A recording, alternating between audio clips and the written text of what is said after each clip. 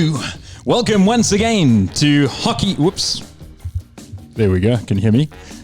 Welcome once again to Hockey 24/7. That was hilarious as we try and get my headphones back up and running. There we go. I'm using Tyron's headphones for a change. Reason being is that we've had to outsource headphones because we've got a man in studio for a change. The first one to come through to our studios here in Johannesburg. Welcome once again to the show. Welcome, Tyron Jabu Barnard. Yeah, welcome. Thanks, Derek. And please be careful with my wire there. It's a little bit shorter than yours. Sorry, I won't pull your wire again. Please don't. We're on YouTube now. People can see. Yeah, and of course, welcome, Ayden. Oh, thanks, guys. Thanks for having me. What a great place to be. Yeah, thanks so much for making the trip down here. You are based over in the Midlands. I know that you came out here exclusively to join the Hockey 24/7 family. But before we chat a bit about you, Tyron, a bit of a better intro. Come on. No, of course. This evening on the table, we have pizza from Pick n Pay. It's Pick n Pay. If you're listening, please. No. In all seriousness. Tonight, this is an interesting chat because over the 25, 26 episodes we've done so far, our focus has been on the hockey players. Tonight we have a hockey player who's also a hockey umpire, who's also got a life around hockey in terms of his professional career. And we've had one person who has a professional career in hockey before. It was really enlightening. And we look forward to this chat. And this is Ayden. He was the first person anywhere in the world to play at an Indoor Hockey World Cup and then to umpire at the next Hockey World Cup. And no matter what anything else happens in your career, that's something you can claim right till the end. Ayden, welcome to the show officially. Thanks, guys. Again, what a great place to be. Pizza and beer. Yeah, it doesn't always happen. In fact, it's happened for the first time tonight, courtesy of you. Thank you. Well, and last week when we interviewed Nick Spooner. Yeah, okay, fair enough. And the week prior to, actually, it's happened quite a few times. But yeah, Ayden, a little bit of background. I mentioned that you are from the Midlands. I mean, you've been there for most of your life, I think pretty much all of it. But a business side and a hockey side. First, let's deal with the hockey side, just the origins, before we get to the real questions. Yeah, so hockey's been in the blood my whole life. Not too many people know my brother's a Springbok as well. He was fortunate to play when he was at school in under 18 for the senior national team, and with that that became part of my life. Continued through the ropes as we do from Midlands through to national perspective, and then fortunate enough to play in the national indoor team. So born and bred in Pietermaritzburg. As the saying goes, how do you tell a college boy? No, I'm going to tell you I'm from Maritzburg College and very proud of it. A big up to Mark Bechet, to be quite honest, and how he schooled us in the hockey fraternity. So, of course, the obvious question is, were you at school with Kevin Peterson or John G. Rhodes? Neither. I was positioned actually just between both of them, but yeah. What about Joel Stransky? There we go. And Butch? Was he around? And this is Hockey 24/7. So Tyson Tlungwana. That's right. We've got a really proud history in the hockey game. We've produced a large number of national and international players from the school, and it's all around the ethos of hard work and grit. Put the effort in, and it shows at an international level. It was great. I was watching a documentary on Kevin Peterson, a 5-part series, which played over the duration of the recent Ashes. And Nasser Hussain presented and hosted the entire thing. And he went with Kevin. I think it was the very first episode they went over to Maritzburg. And Nasser, old school English traditionalist, he was blown away at the sheer size of the school, the beauty of the school, and the success of the school, which, you having been there, it goes without saying. No, definitely, and it's a lot to do with the principles of the school, and again, hard work. It pays off. We were drilled hard, we played hard, we worked hard, I've probably stopped 1 million short corners in my life. I can stop a short corner with my eyes closed, and fortunate enough, I also learned to flick them in the top left. So lots and lots of fun memories on papes. It was a good 5 years. And now you're based over in Hilton, and you actually look over the hallowed grounds of Hilton College. Yeah, we do, and very fortunate to see the sunrise over the school, to hear the cries on rugby Saturdays and hockey Fridays. It's really spoilt and privileged to live in the Midlands. And again, I think that people must remember there's not too many places like South Africa in the world. I travel a lot for both work as well as umpiring, and what a pleasure to come home to South Africa and live in this country. And I've got to ask, you've got children? I do. I've got a double trouble. I've got a 4.5-year-old boy. His name's Austin, and Carmen, it's 2.5, and a lovely wife that supported me through this process. So if you stay on the cusp of Hilton, where will Austin end up going? It all depends if Michael I can. House. It all depends if I can barter cows, to be quite honest. Fair enough. No, it's a very pure comment. Yeah, so Derek's, as you can see, Derek overlooks other houses. 4 ways. 4 ways, and that's exactly where his daughter's going. 4 ways hard, no. No, probably not. No. In case they were listening, you've just closed that door for yourself. No, it's St. Mary's all the way for her. Yeah, there we go. And she can play in the St. Mary's Festival. Yeah, definitely. Funny enough, actually, we're speaking 2 days after her recent sports day. And I mean, I played rugby growing up, and that was pretty much the sport that I succeeded at. And when I say succeeded, it was just better than the others. So I was still pretty crap at it. But the apple fell very, very far from the tree because she won all her races. She's 4 years old, so it's like egg spoon race and stuff like that. But she still won. So I've got high hopes for St. Mary's. The scholarship will have to do, though. It won't be paid. Does she run on her toes? Yeah, she does. Yeah, Okay. she's an Albert. She has to. So before this becomes the Alberts 24/7, let's go to hockey, and let's go to the Indoor Hockey World Cup, the one that you played in. I'm busy playing with my headphone speakers while I talk. All right, that was 2011, Leipzig. Leipzig, yep. Yeah, it was at a stage where Pro Series Indoor was still in its infancy. 100%. Indoor hockey got pretty much no coverage. I still banded up just before the World Cup, and I chatted to Matt Fairweather to at least do profile cards so people knew who the players were. But in truth, there was really little coverage about it, and people don't know quite the story of us going, of our coaching situation, of the players who went. So let's talk a little bit about that World Cup and take people through the experience that you guys experienced in going into the unknown, so to speak. Yeah, so World Cup Leipzig was amazing. So let's start by saying if you're a hockey fan and an indoor hockey fan, save up, go to the World Cup in Germany. It's a no-brainer. It is 4 days of absolute bliss, guys. There's beer, there's lights, there's music. First game starts at 9 a.m. and the last game finishes at midnight every day for 4 days. It's absolute cracker. So yeah, getting back to Leipzig, again, indoor hockey, we were seen as those guys that play indoors with the boards on the fast courts. A lot of the outdoor guys hadn't really perfected the skill of the game. And us in Midlands had really played it our whole lives. Indoor hockey in the Midlands is as strong as it'll ever be. We really train hard. We introduced at an early age on the courts, and we have the highest densities of indoor courts in the country, and that shows the type of personnel that came out of there. So back to Leipzig, the team was generally made up of Midlands and Natal guys. Not too much infrastructure, financial gain and back from towards the team. We sort of had to find our own sponsors, and we were fortunate that we ended up not paying for it. But low profile, no one really knew we went over there. Arrived in Leipzig, it was snowing and it was cold. We rocked up there. I think we landed at 6 a.m. Our first game was at 1 p.m. against a local club side. We didn't even know how to walk on ice, never mind snow. It was quite ridiculous. So there's us with our bomber jackets, jerseys, scarves, heading off to this community hall in the middle of Germany. I couldn't tell you who it was against. Bust out there, snowing, raining, freezing. We've had like 6 hours sleep on the plane if we're lucky. And we rock up and this hall is packed. It's a tiny little hall. It's a wooden floors and it looks like glass. Fast. And I don't know if you recall, the rules had just changed at that World Cup. And what that meant is the number of players on the court had changed. And with that, we were pretty much nowhere in South Africa. We had played no opposition with this new strategy and structure.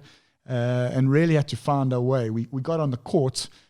I think we were 2-0 down in the first 2 minutes. South Africa versus a regional team. Could you believe it? So I couldn't tell you what the end score was. We got a clap, put it that way. But it was good for us. We realized we are in the real world now, and it's Germany and it's indoor hockey, and those people down south don't really know what they're doing. Yeah, absolutely. And I mean, I remember trying to follow, and not a lot of it was streamed, and you'd have to follow via updates, or if you were lucky, you got updates. And I remember seeing us go in, and I think against one of the big teams, we scored the opening goal, and I don't have the roster here. And all of a sudden, I thought, geez, the surprise is on. And then we took a good hiding in that match. But overall, the experience of going to the World Cup, does that from a playing point of view rank up there as the best? Yeah, definitely. And let's touch on the tournament itself. It's we really actually competed in that tournament. No one could see or understand what we did. We competed for probably 17 minutes of the games, and then the good old South African mentality. We said, no, stuff this, let's go win. And like we did, we changed our strategy, and we got wham, bam, 1, 2, 3, and it's 4 or 5 goals later, and we're like, geez, what did we just do there? Like, guys, trying to win against Germany, let's get real. Let's go for a 3-2 loss rather. But unfortunately, the powers that may be made those decisions, and we lived by them. But getting back to the tournament in its whole, 4 days of absolute bliss, guys. It's 2 games a day.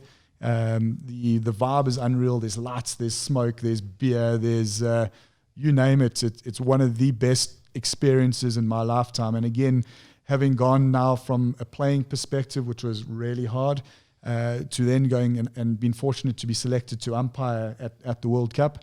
The umpiring side is far more enjoyable. Yes, there's pressure in certain instances, but overall, what an experience. It's been fantastic. My first experience of indoor hockey took place a couple of months ago over in Durban. It was the SA women's side taking part in the SPA Tri-Series. Also in action was Zimbabwe and Botswana. And myself and Ty were lucky enough to go down and commentate over the course of 5 days. And I was blown away. I loved every second. I mean, my experience with hockey as a whole is pretty extensive. I mean, I know what I'm watching. Indoor hockey, I had no idea. You think you know, having watched outdoor hockey, but going there, I was blown away. And yeah, for the uninitiated, I can only sing its praises. It's highly, highly entertaining. And it's almost as if it's a gateway drug to hockey, because just as what T20 is doing for cricket, I can imagine with fans who know absolutely nothing, well, people who know nothing, who want to get into the sport, indoor hockey to watch. Jeez, man, it's eye-opening. Yeah, and I see that transition. Also, I compare it to Sevens rugby, and the transition where the Sevens guys are now competing at 15s. We've seen the skill sets that you learn within the indoor space being executed now on the field. It's amazing. These youngsters today can do things you cannot even dream of. And big up to PSI and that setup on really getting indoor hockey off of the ground and running a professional setup that is going to grow the pool for SA hockey. I know we're going to break away from this quickly. I just got to remember a story from back in the day. I think it was around 92, 93. And you mentioned when you went over to the Indoor World Cup and you got beaten by a local community side. Very similar to what happened with our South African beach football team that went over to the Beach Soccer World Cup over in Brazil. And what they'd done was they'd taken a whole bunch of guys that were either on the cusp of retirement or had retired from local PSL sides, and they put them together and they said, cool, no, we're going to go over and take part in this Beach Soccer World Cup. They said, no, great, we can play soccer. And off they went, and they were on Copacabana Beach. And they said, yeah, cool, let's play a bunch of people sitting in the stands. They said, cool, you want to play against an international team? They said, yeah, they brought them on. They got smashed like 20-0 by a bunch of fans sitting in the stands. Well, that hasn't happened to an indoor hockey side yet. We may have lost to regional sides, but not yet. And I mean, you made good reference to Midlands. I remember I was coaching Eastern Gauteng under 21 when we still had the under 21 indoor RPT, and we went down one year to Midlands, and it was the RPT then. There were about 12 teams in the boys or men's A section, whatever you call it, under 21. And we made the semi-finals, and it was outstanding. The team that won the tournament was Midlands A. The team who came second were Midlands B. And the team who came third was Raiders. We came fourth. Midlands C came fifth. And I think that's at an under 21 level. I'm talking probably about 12 years ago, 13 years ago. I think that tells you all there is to tell you about the strength of Midlands hockey. And I suppose the question that I have on that is, what have we done wrong to not harness that more? Yeah, so I have my thoughts on that. And historically, South African sports structure is based on a school sports structure. What you'll find is that a lot of past pupil alumni are giving back to their schools. If we go and look overseas, sports is played outside of school and within the clubs. And to be quite honest, it's like a drug. You associate yourself to your club or your school. And then historically, you're going to give back to that association. So if we go and look in Europe, sport is all club related, and that forms part of a family. And unfortunately, in South Africa, the sport sits in school level. And with that, once you've left school, you've got no psychological attachment to that school. I think what would be good in time, and we've seen a couple of clubs do this now, is a lot of the schools are now starting old boys clubs as hockey teams. And I see that strengthening in time and adding a lot of value to SA hockey, where there is an emotional connection that used to be there from the school days. Yeah, what's great about that is you see a school like Jeppe. Jeppe, their first team boys have only lost one game in the last 2 years. But in the Joburg Premier League, the Jeppe first team has 4 or 5 guys from the school side playing there. And so there's this continuity that you're talking about. You see it with Crusaders for the girls, joining up with St. Stithians. So it's a structure that will reap benefits, and unfortunately I don't know how much of that structure exists down in the Midlands at this point in time. Yeah, unfortunately, as we know, school hockey is really strong still. There's some really, I believe the execution and how a player develops is to do with their coaches. So we've got some really good coaches in the Maritzburg or the Midlands setup. What happens is those guys, sports is now a business, as we all know. The universities are hunting exceptional players, and the universities have the pull to pull the Midlands players to their various regions. So let's go to college, varsity, and look at hockey. And with that, it comprises of college hockey and the schooling and the grounding of that. We go to Marty's, there's some good players. Unfortunately, hockey at university and at University of KwaZulu-Natal doesn't really exist anymore.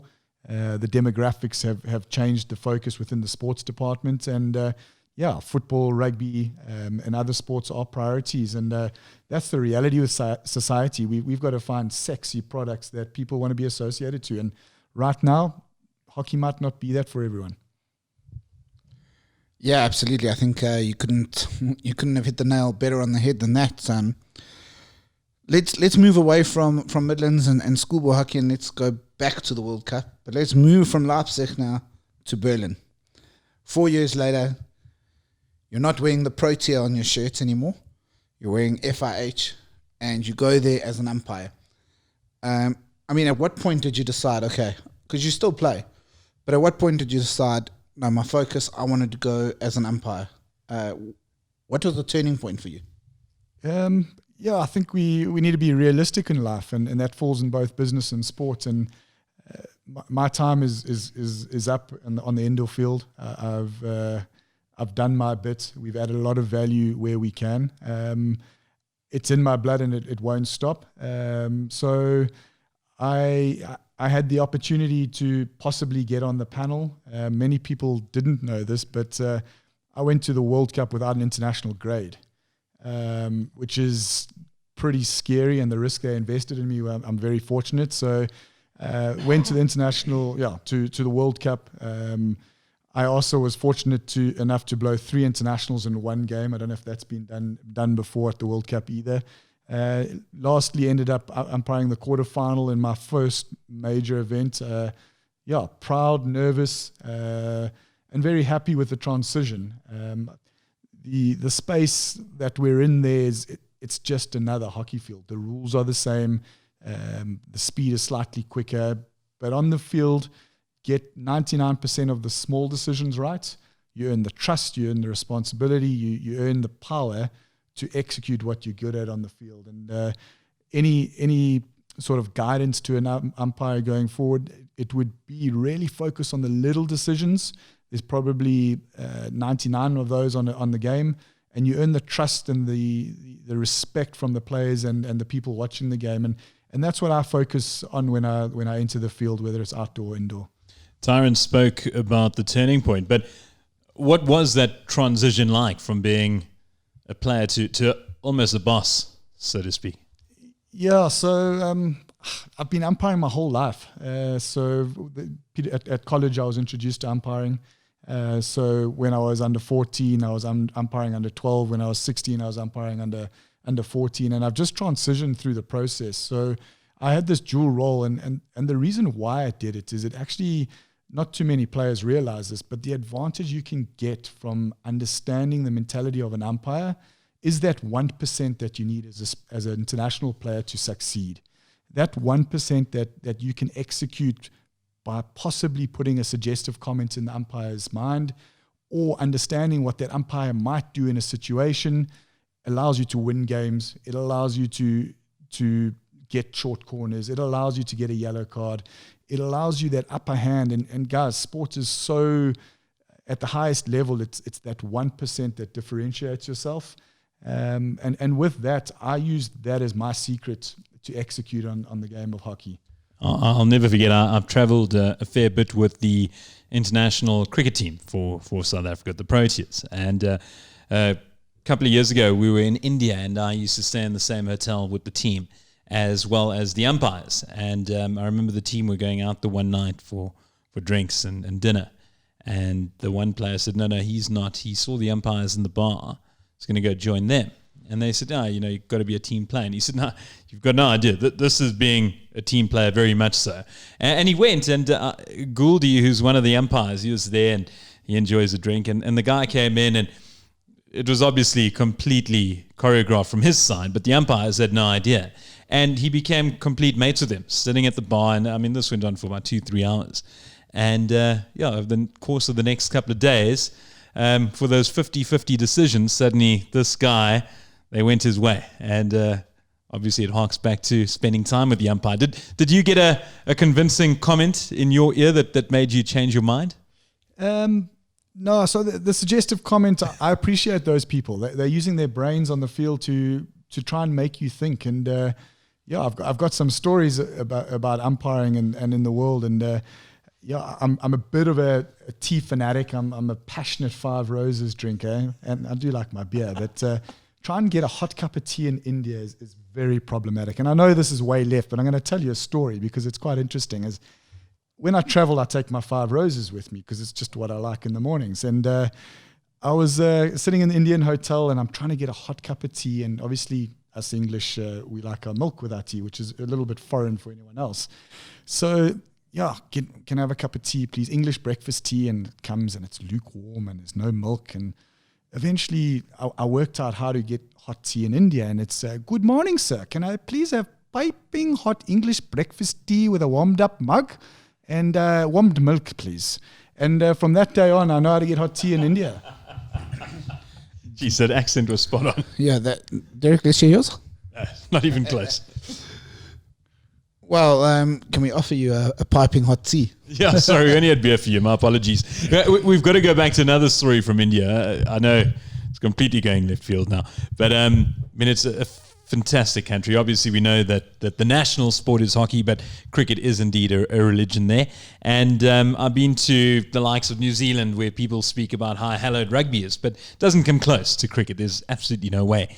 And the one night we were coming back from a restaurant, or from a pub, which was right opposite from the cricket stadium. And it was myself and my cameraman, Pat.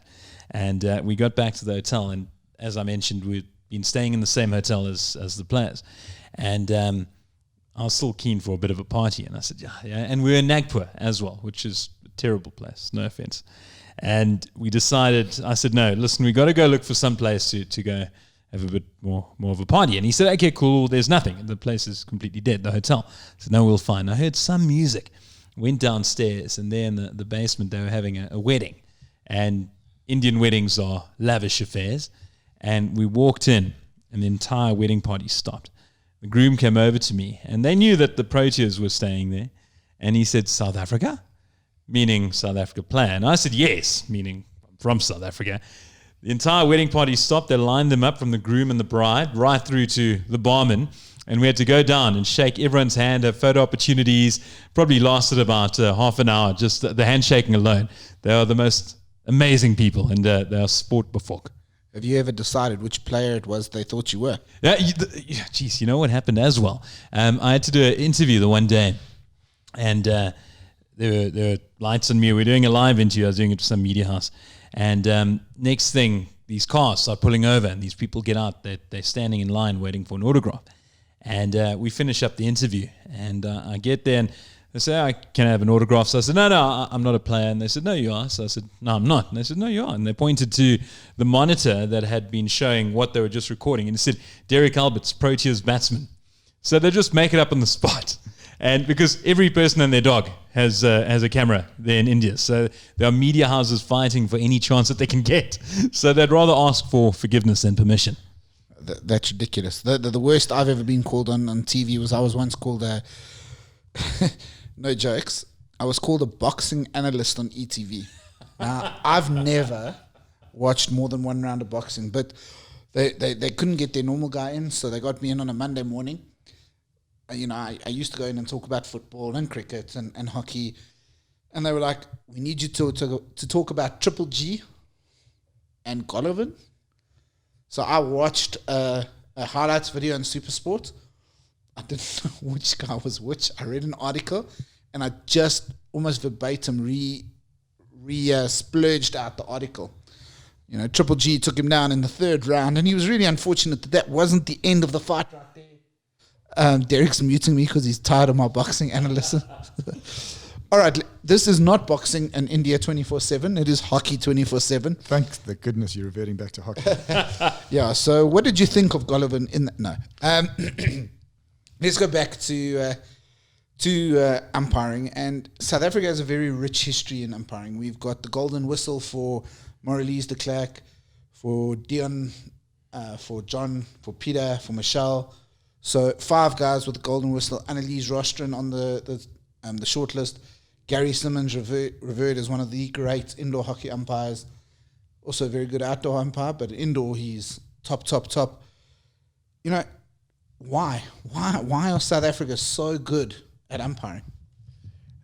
Yeah, I think it's to do with a little bit of the diversity of our country. We've had a difficult few years, the last couple decades. And we've had to learn and adapt and change, deal with every situation on merit, not react and be volatile, and then literally look at the situation, process it, and give the correct application to that. So South Africans are extremely resilient, or Africans in general, to be quite honest.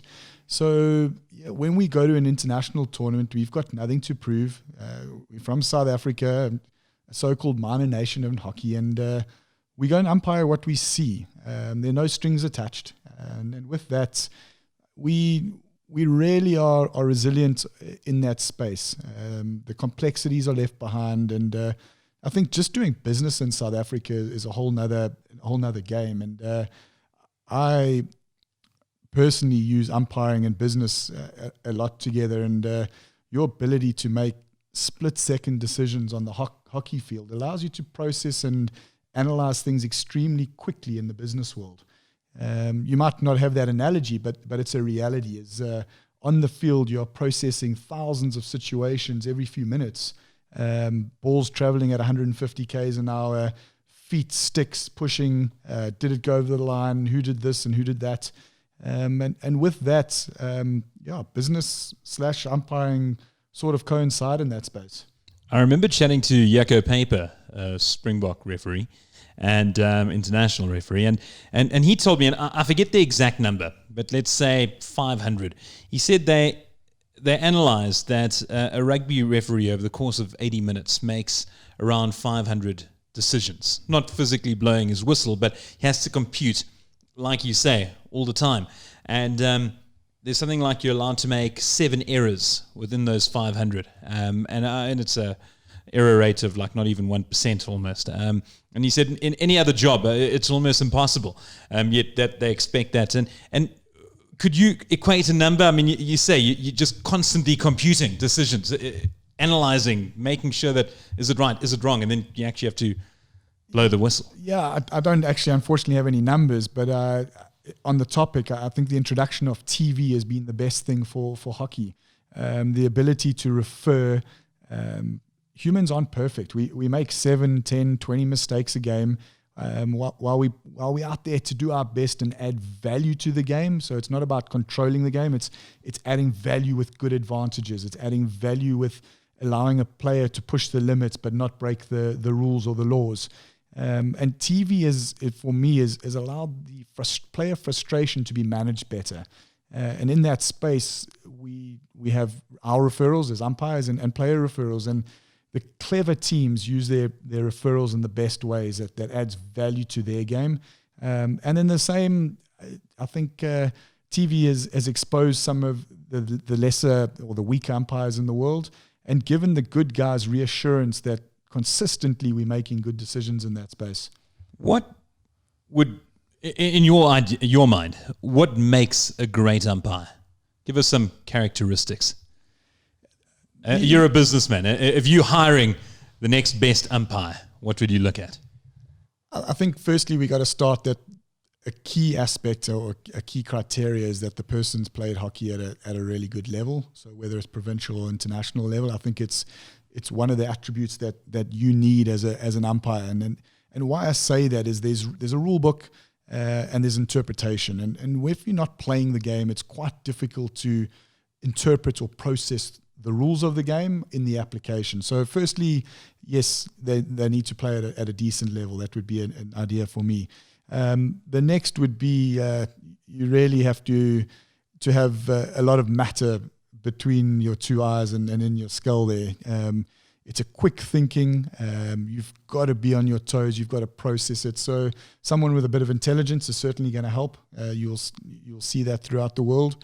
And then the ability to self-analyze. I think that's the most important process in this, is the ability to self-analyze who you are, what you are, and what your role is in that game. Our role is not to control, dictate that space. And while players might seem to think that on occasion, one needs to look at what they're doing and what we're trying to do. We're trying to add value through advantages, application of a safe environment for the players to execute their skills, create short corners and score goals. That's what our job is to do on a hockey field. So yeah, those 3 items or criteria or attributes are the 3 that I would put on the table as a good umpire. All right, so that rules Derek out for so many reasons. Also, Derek, 7 out of 500 is 1.4%. Not yet 1%, but you know, you'll tell some math story, Nana, and then people will be like, "But he didn't correct you." All right, you've mentioned it a few times as a businessman. I mean, hockey is not your bread and butter, not directly. In terms of umpiring and playing, it is a little bit of your bread and butter in terms of the work you do at Belgotex. So what exactly do you do at Belgotex? Well, I'm fortunate enough to head up the brand, the Belgotex Sport brand at the organization, and that's really sort of grown through the years. Been with the organization 13 years now, and it's really sprouted in a lot of different aspects. So from doing a hockey field every 6 months to us being in a fortunate position to be putting close to 2 a month into South Africa. We're really privileged and honored to do that at schools and universities. My role is a jack of all trades. If you want to call me an MD, a GM, the guy that puts the rubber down on the sand. But yeah, ultimately, I'm responsible for the direction, the strategy of the brand in South African markets. We're known in the market as a hockey brand, and we at the moment are busy changing that perception. We've recently launched Belgotex Sport, and our role and goal is to ensure that we offer specialized sports systems to the market at good prices, but all focused on quality. We're not a cheap brand. We're out here to offer you the best reliable solutions. And with the launching of Belgotex Sport, we've diversified into athletics tracks, hard tennis courts, multi-click systems, indoor centers, anywhere where you need professionalized sports flooring. That's our speciality. And our team is great. Our team consists of the majority of international hockey players. We can consult, guide, and really add a lot of value to a school in that space. Did you employ your sales and project representative who, this is advertised in March 2018. Did you get him or her? So there was one, there's actually one that went out 2 days ago or a couple of days ago. So we actually are looking for any potential sales and project management personnel at the moment. We'll just give a little dig there, based in Joburg. So there's opportunity to grow the brand, be a part of a really young, sexy team that's passionate about sport. Yeah, one of the criteria, it says who can work out 7 out of 500, the percentage within 2 seconds. So you got your man right here. So it rules Derek out again. They said young and sexy, so I'm not sure I qualify anymore. And obviously I was fortunate enough to go down to your hockey tournament. I know it's Riverside's hockey tournament, but it is Belgotex's, the Elite Club Challenge. It is arguably the most special hockey tournament there is. It is one of the few hockey tournaments around Africa where it's all about the players. What's the thought behind the Elite Challenge? Yeah, so we've been involved for a number of years, I think 4 or 5 years now, and this is the brainchild of Riverside Sports and Wayne from Riverside Sports. And what basically wanting to do is, club hockey has been neglected within Southern African hockey, and we thought it was a great opportunity to instill some good core principles to ensure that clubs grow and really focus on the fundamentals on running a club. So we have some strict criteria that we implement. So from the guppies through to club and Colts, all the way through to Masters hockey, these are prerequisites in order for you to qualify to try and qualify for this tournament. And with that, it allows you to have a holistic club that's not a one-team club. And again, it's building what we commented on earlier, is that we want to build that culture. We want to build that connection. We want to ensure that people have that psychological attachment to their club. And yeah, the thought process of the Riverside and why Belgotex is really partnered with Riverside in this space is the players in this country pay, and pay. We pay to go to the World Cup. We pay to go to the Olympics. We pay for everything. And so our mentality is it's a tournament focused on the players, for the players. They literally travel to the tournament free of charge. They're hosted, they're fed. And to be quite honest, I personally, having seen this last year's competition, it's probably the best hockey in South Africa at this stage as well. And the reason being is a lot of the players in those teams are not vying for international provincial play or positions. They're there to have good old fun hockey, what they've grown up doing, why they play hockey. And as you're aware, nights are short, days are long, and there's the good case of good old hockey back in a tournament that we're proud to be a part of. You spoke about the fact that you're able to outsource, so you're able to sort out courts now for twice a month, I think you said the number was. And it puts you in a very unique position, being involved in both Belgotex and being in hockey, is that it gives you an immediate snapshot of how well the sport is doing, not just for the business, but the sport as a whole. So I think that must certainly put a smile on your face when it's not just the fact that the company's making money, but the fact that the sport is indeed growing. Yeah, it's definitely growing, guys. And what's really awesome to see is that the diversification of the central hubs in the country have all pretty much got fields. We're now seeing schools, for example, Merensky and Ermelo. We're building fields in places where the hockey passion is there, the facility wasn't. And don't be surprised if we see some really good players coming out of those regions. And on sport and the facilities within South Africa, there's over 200 hockey fields now in South Africa. It's quite significant. We're installing more fields than most people in the world every year. And I've done a lot of research now on facilities in general in South Africa. The sports business or facilities business within South Africa is close to a 2 billion rand business. And a lot of attention needs to be paid on that at a professional levels. There's a lot of, if I may call them, bucky-sucky operators in the markets, and people are looking and thriving for a brand that will represent quality and expertise, and we're here to service them now. Let's have some quick fire questions. Indoor or outdoor? Indoor. Umpiring or playing? 50-50. 51-49 to which one? Well, I've got to lean towards umpiring. It's taken me to probably 30 countries in the world. I've been to places that I've never ever thought of bought a ticket. Well, I would never have bought a ticket to. Trinidad and Tobago, Egypt, some random places. I'm friends of the Prince of Malaysia. I've been there so many times. So. I love that. Smurf turf or green machine? Green machine. All the way. And then perfect. Who is the best roommate you've had on tour? It's got to be Jeffrey Abbott. Okay. Reason? Just a caring soul that's appreciative of another human being. And the most untidy roommate you've ever had? Chris McCarthy. I mean, that probably goes without saying. It's a goalkeeper. So CA, I think. Yeah, those guys, you can't rely on them at all. Never. What's your favorite country? Got to be South Africa. Apart from SA, that you've toured. It's probably Holland, to be quite honest. It's got a nice way about it. Good people. A really nice place. Yeah, Derek really likes a certain area in Holland. It's The Hague. The bakery. By the Astros. Hence why I'm wearing the shirt. It gives it away. All right, and what's the bucket list? What's next for you in terms of either playing, umpiring, or just going as a fan of hockey? So let's talk about the playing side of things.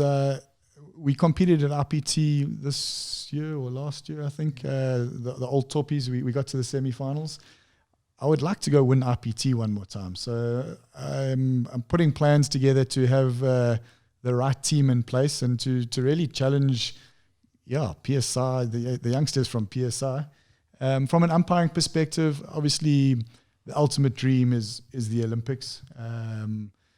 That's where we want to end up on the outdoor side. Indoor World Cup is sooner. So I'd like to be at the next Indoor World Cup and then, take it from there. On 49 caps at the moment on outdoor and, 7 or 10 on indoor. But I think it would be a good challenge trying to get to the golden whistle or 100 caps in that space. Yeah, look, it would be sensational if you could do it in indoor, because I don't actually know if anyone's got 100 caps in indoor. But I think the problem is half the games you've umpired are exhibition matches when they're all-stars and stuff. So if you get there, you might still be umpiring at 65. Well, we're fortunate FIH has relaxed the age limit. So let's see. You don't have to run too far on indoor. Yeah, in 4 quarters now, so it's fine. When do we have, Ty, the indoor series? I don't know, it's not too secretive, over in November? Yeah, so Switzerland coming out to South Africa. I believe the men have been confirmed now as well. So, maybe a call up there. Because from my understanding, and we will probably see an interim coach, as they haven't appointed a coach yet. Probably an interim coach would want to go with experience. And where's the woman? And the venues again?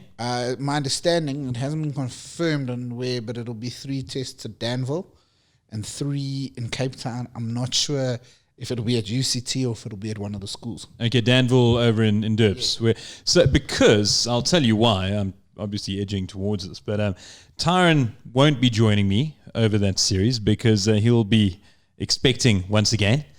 For a second time. Congrats, Ty. So I'll be on my lonesome and I'll be in desperate need of a co-commentator.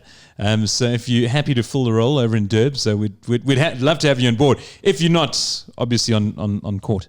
Oh, that would be great. I think the more exposure we get on this platform is what SA hockey needs, indoor needs, and a big thank you to the two of you for taking the time to invest in indoor hockey and hockey in general.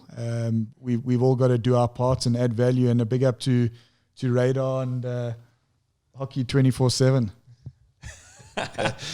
You don't need to grimace. Yeah, that is the name. And we're very thankful. Who supplied our shirts once again over in Danville when we did the series last time? Spa? These ones. These ones, yeah. These were Craig over at Sports 24/7 got them made for us. So, established not so long ago. Yeah, we looked resplendent in white and the other one was green. Although we were using a green screen, so we didn't think that through. So when we wore that, it was like the alien moment where someone walked through our chests. But it was fine. That is fine. All right. And what we usually do is we wrap up a chat with the good old one question quiz. And it's exactly what it says. It's one question. It's a quiz. You get it right, you're on the honors board. You get it wrong, you're not. And Derek is quickly just checking the stats to make sure that his question has a correct answer. Yeah. You're going to have to ask one more before we get to it. I'm almost done. And because I actually had another question all along. Well, there we go. Look all professional and seamless. Yeah. Yeah, I don't have a question.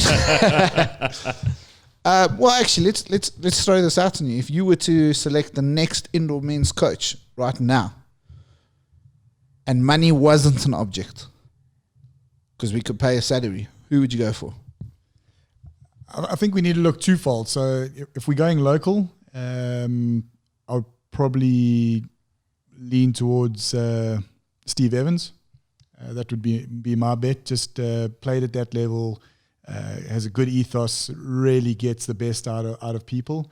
And yeah, international, I'm not too afraid, but ultimately, if we really want to compete on a global scale, we've got to get a Dutch or a German coach. Yeah, I actually was asked on an interview on Vision View Radio a while ago who I would go for, and I actually said it's a bit of a left ball pick, but I'd go for Robert Tiggs if money was an option. He's a little bit ingrained in our culture here now. Phenomenal hockey player. He's coaching at Amsterdam, one of the top clubs. So if he's willing, I would happily go with him. Yeah, and I think locally that's not a bad shout, Steve Evans. Steve Evans it is. So now the final question that we are throwing out to you. It's a pretty easy one. It's not the toughest that we've had. Describe the flag of Trinidad and Tobago. Majority of it's red, and then it's got some form of black triangles or squares and some, I don't know, cockaroo, rooster or something along those lines. Not even close. Jeez, that was a baddie. I mean, you got the red part. Okay, red. Yeah, you got 1 out of 3 descriptions ain't bad. Have one more try. Okay, so you got the red part. What's next? Probably a square with a diagonal line in it somewhere. I think that's good enough. That's 2 out of 3. What color is the diagonal line? Yeah. Blue. Black. So it's rectangle, which is the red part. That's the big square. Then you've got a diagonal line running from left to right. And that's black, and on the outsides are white. Here's one more. Oh, I've got another one for you. Fun with flags. Which country is the only country to have a flag that isn't a rectangle? Not even going to go there. Sorry? Well, give us a continental clue. Asia. It's Asia. Yeah, it is. Oh, man. It's famous for a specific landmark that it is home to. Nepal? You could see it there. No. Nepal it is. Nepal. Do you know what it is? It's like almost 2 triangles on top of each other. I was thinking, is there someone with a square flag? Yeah, Nepal it is. I love flags. I love geography. But yeah, it's been an absolute pleasure chatting to you, Ayden. And thanks so much for making the trip out here. Yeah, and feel free to join us on Flags 24/7 or Boxing 24/7. What was that thing, that show, Big Bang Theory? Fun with flags. Yeah, but You remind me of Sheldon. You remind me of Penny. Yeah, guys. Firstly, again, thanks for having me. It's a great initiative. Awesome to be around 2 wise men, and I hope this goes from strength to strength. We'll certainly push what we can. What's your trip like for the rest? Are you leaving the bright lights of Joburg? I'm sure you hating getting back to Hilton. Yeah, so 2 days in the sweat box here in the concrete jungle, and a good old trip on Thursday afternoon back to the Borough. Lovely. Travel safe. Ayden, it's been great having you on board, and I'm sure we'll chat to you plenty in the future. Thank you, guys. Cheers.